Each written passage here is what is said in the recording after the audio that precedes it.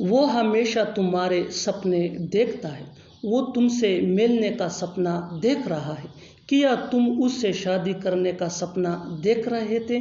सपना देखना, इसके लिए आपको यूज़ करना होगा इंग्लिश में ड्रीम ऑफ। आइए कंप्लीट स्ट्रक्चर देखते हैं।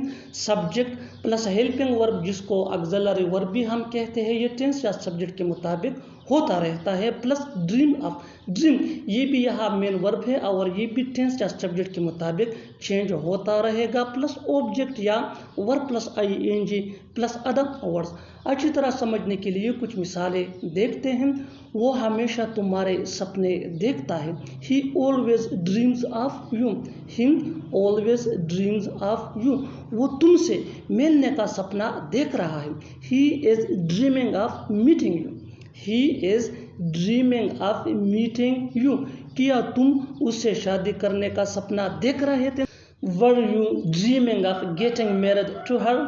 वर you dreaming of getting married to her? बिल्कुल हम इस फार्मूले, इस स्ट्रक्चर को स्टेप बाय स्टेप फॉलो कर रहे हैं। आप भी इस स्ट्रक्चर की मदद से सीख सकते हैं, बना सकते हैं। ऐसे बहुत से जुमले अंग्रेजी जुबान में आसानी say that can be really helpful for you. अच्छी तरह समझने के लिए एक और मिसाल देखते हैं। One more example for better understanding. वो एक बड़ा घर खरीदने का सपना देख रहा है। He is dreaming of purchasing a big house.